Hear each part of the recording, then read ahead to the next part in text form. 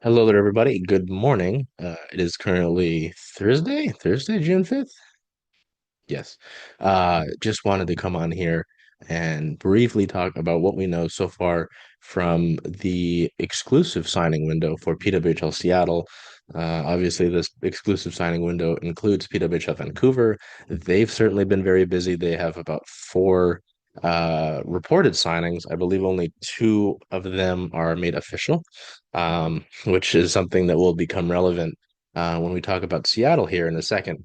But you know, I just wanted to come on here, the morning of what is day two of that signing window, as I'm going to pull this up Vancouver and see if, uh,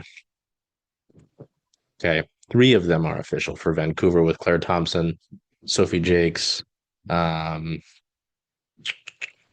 and Emirates from Ottawa. So yeah, I mean, two strong D and a goaltender.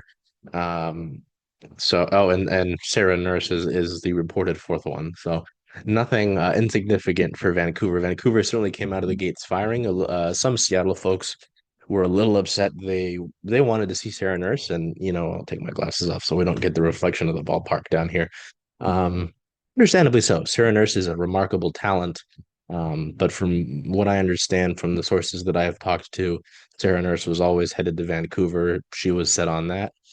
That's fine. Hey, I mean, it's great that some of the players that were left unprotected with this expansion draft with Seattle and Vancouver entering the league are going to have a choice about where they get to go.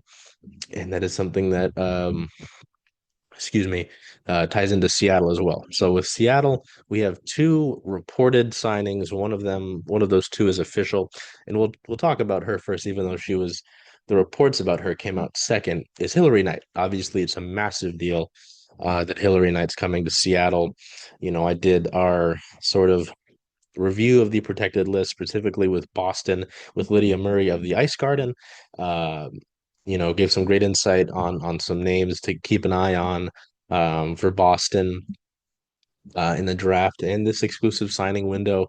But we did talk about Hillary Knight because obviously Seattle fans were very excited to see Hillary Knight left unprotected by Boston. That was a shock for a lot of people, especially considering that her international career is going to end next year in Milan. So, excuse me, I believe it's Milan. Uh, So that international career ends, but she has announced that, she does want to continue her pursuit of her Walter Cup. And from what we understand from Lydia, Hillary did not want to leave Boston. The hope and the thought was that Boston was going to be the place where she would continue that chase for the Walter Cup. And obviously Boston, decided to protect some other players. And, as tough as it is, it's not the most outlandish thing for Boston to protect who they did. It's not an easy decision by any means, and it's a big blow to the fleet, but obviously it benefits Seattle, and that's what we're here to talk about. So, I don't know how much of an introduction I truly need to give Hillary Knight.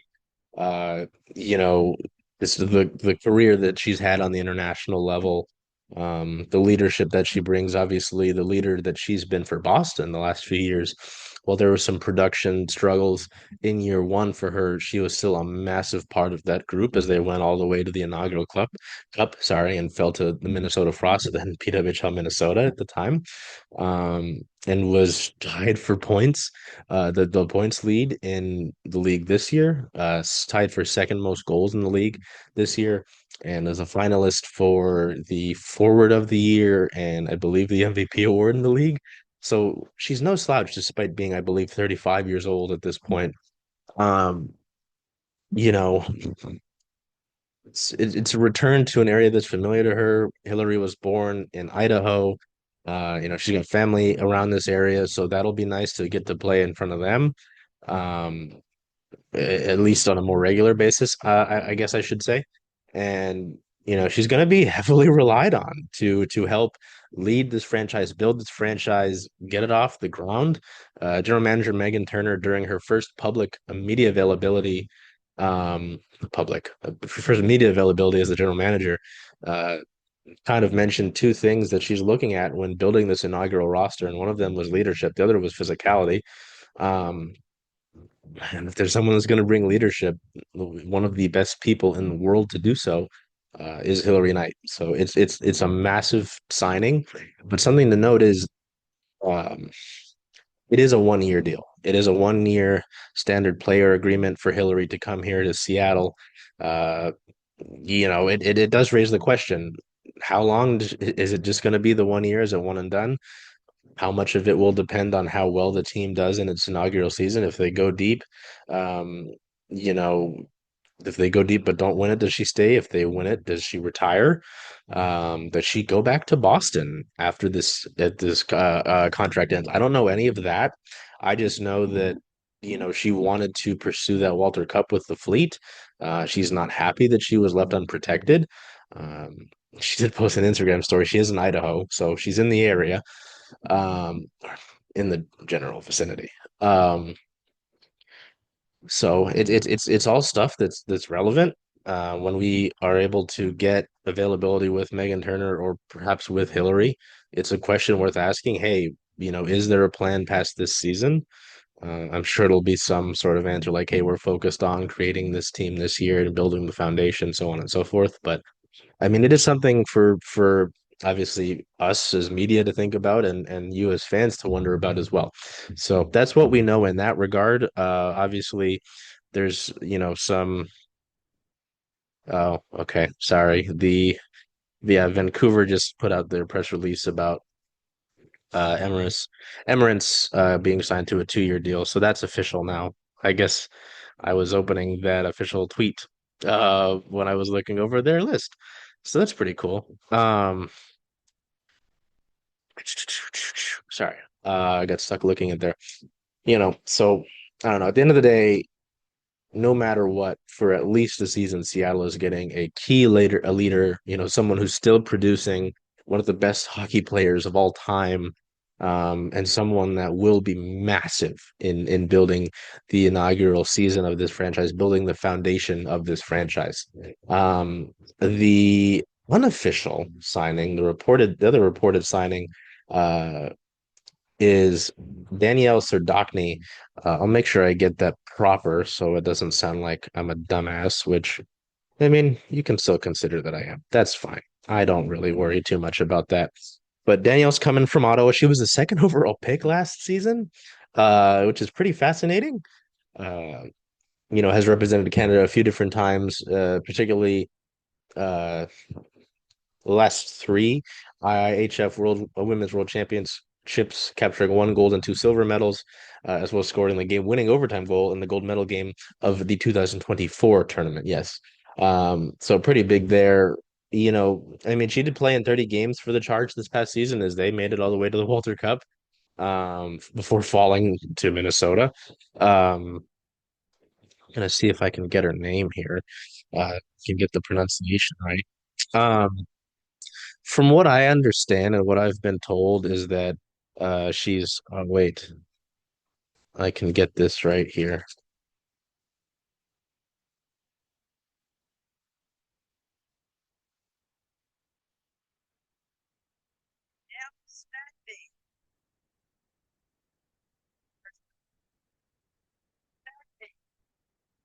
Sardacne sounds like right, so we'll go with that. If I'm wrong, please kindly let me know in the comments and we'll get that fixed going forward because obviously we're gonna have to see her a lot as we cover this team. But anyway, yeah, the one of the biggest things that I was made aware of with Serdachny was that she was underutilized in Ottawa. She's got a lot of talent. Um, I mean, at least looking at some of her collegiate numbers and accomplishments, she's not exactly, how do I say this, like a quiet player in terms of her production. Um, earning the Patty Kazmaier Memorial Award top 10 finalists, and all ECAC first team member, all USC HO second team member, CCMA HCA second team All American. Like there are some strong accomplishments here from her time at Colgate University. So, you know, and some impressive international achievements as well. I already talked about the women's worlds, but represented Canada at the 2019 IHF U18 Women's Worlds, won the gold medal while scoring 3 goals in 5 tournament games, won a gold medal with Team Alberta Alberta during the 2019 Canada Games. Again, everything that I'm been made aware of with Serdachny is that she was underutilized during her time with the Charge. It's remarkable considering again that the Charge this season, her rookie season, made it all the way to the Walter Cup and played some pretty tough games against the Frost. Uh, you know, it'll be really fascinating to see how much more opportunity that she's going to get here. Um, as I try to, pull up the text I got about her. Um, she'll obviously get more opportunity with Seattle. She's viewed as someone that can be long term, someone that's a franchise cornerstone potentially for Seattle. So that's it's really exciting to see. So that's what we got. Two signings so far for Seattle. If you're unaware, with this exclusive signing window, um, Seattle and obviously Vancouver. Obviously, we are paying attention to Seattle in this regard. During the signing window, the teams can sign up to a maximum of five players. So Vancouver's almost there. They've signed four. Seattle's only signed the two, one of them officially with Knight. If you saw our posts, we put out there that Serdachny was the first player in franchise history because, from the reports we got, she is who was signed first. Knight came hours later. I don't know if it was they put the pen to the paper first with Knight or it was optics. You put this legend of the game as your first player. Not a bad idea, So if you're like, oh, actually, I'm like, yes, I know. Anyway, yeah. So this 5-day window that started yesterday at 6 in the morning, and will last until June 8th, Sunday, June 8th at 2 p.m. Pacific time, our time, Pacific time, 5 p.m. Eastern. You can sign five players. There's no minimum of players who must be signed during this window. So Seattle or Vancouver didn't have to sign any of these players if they didn't want to, but obviously given the talent available, and players getting to choose where they want to go with this window, if there's a mutual agreement, kind of figured that they would be busy. There was some thought that it might be quieter, but obviously that hasn't been the case. Um, so any unprotected player, any player on an expiring contract is eligible to be signed. The ruling was, excuse me, if where is it? Well, I think one thing also that should be noticed is that, if an inaugural team has lost, after an inaugural team has lost two players, whether it's through the exclusive signing window, or through the upcoming expansion draft that's on Monday, that team that has lost those two players will then be permitted to protect at least one additional player, not at least, increasing their protected list to four players. Minnesota's already done that. Um, I don't know if Ottawa's made that official yet. Uh, because Serdachny hasn't technically officially been acquired. So, um, yes, there was something else on the um, exclusive signing window. Um, basically,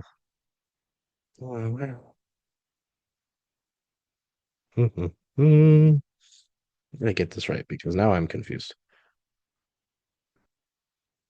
I'm gonna pause this while I go and figure that out because oh, sorry. Okay, I figured it out. Um, So, with the expansion draft, both teams will end up selecting a minimum of seven players each until each has reached a 12-player roster. Okay. If one of the teams enters the expansion draft following this exclusive signing window with fewer signed players than the other, which Seattle currently would fall under that designation, it will be granted additional selections to reach their 12 players eligible to be selected in the expansion draft. So, interesting there. Um, and that kind of leads me into my last note for you is that from what I understand, from what I've been told, there is another signing for Seattle coming down the pipeline sometime today. Unsure when that will be, but expected to be a pretty recognizable name if you followed the league and or women's hockey. There are still some pretty key names out there. I will just float some names out there. Um, like remarkable that a Alex Carpenter is still available. If you get a player like that, another forward to add to Seattle's two already talented forwards that they've signed, it's pretty remarkable. Uh, Hannah Bilka's available. You look back at Boston, you want to pick on Boston again. Hannah Bilka's available. And then, maybe you're going to look more defensively. Caleb Barnes, Aaron Ambrose, a few really, you want to start building that blue line. Vancouver's done that with Thompson and Jakes. Some pretty key names available. Certainly no reason why I would mention any of those three. But obviously want to look at the crease as well. Very fascinating to see Nicole Hensley available. From Minnesota. They've selected their fourth player to protect in Britta Curl Salem. So certainly an interesting choice to protect there. Corrine Schroeder from New York is someone I would certainly be looking at goalie wise. Kirsten Campbell is available, which is also pretty remarkable after winning the Goaltender of the Year award last season, if I remember correctly. So, yeah. So just wanted to come on here and give you a little bit of an update on that and what we know as we head into day 2 of that exclusive signing window. So I've got stuff to do here at the ballpark, as you can kind of see with the Mariners stuff sitting here in the press box. So I got here early enough. I thought I'd come and record this. So if you got any questions, please let us know in the comments. We will do our best to answer them. Obviously, it was our first year covering the PWHL with PWHL Seattle, but Circling Seattle Sports has been covering women's hockey for a while with UW women's hockey. We were one of a little handful. I believe it was 3 or 4 reporters there, including myself, of the rivalry series game where Hillary and I played at, as Team USA beat Team Canada, and then the PWHL Takeover Tour game, obviously, earlier this calendar year. So. Hey everybody, Charles Hamaker here from Circling Seattle Sports with Jen Barnes from Rough and Tumble. Jen, what is Rough and Tumble for Circling Seattle Sports? Your home. The home for Circling Seattle Sports. I like it. Let's do one more take, just a little bit. Hey there everybody, Charles Hamaker here from Circling Seattle Sports with Jen Barnes from Rough and Tumble. Jen, where's the home of Circling Seattle Sports? Right here at Rough and Tumble.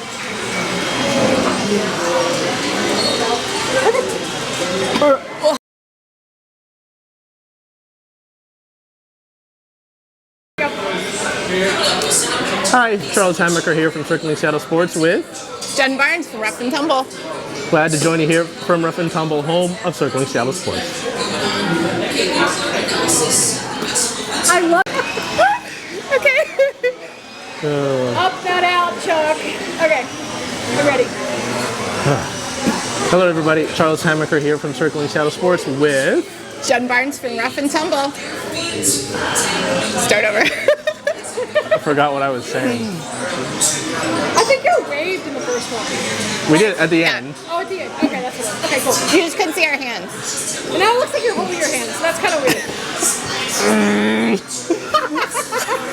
Here's good? Yeah, you actually have a little room to come this way, too. Okay. Just no further than that. Okay. Yes, Lieutenant Dan. And go.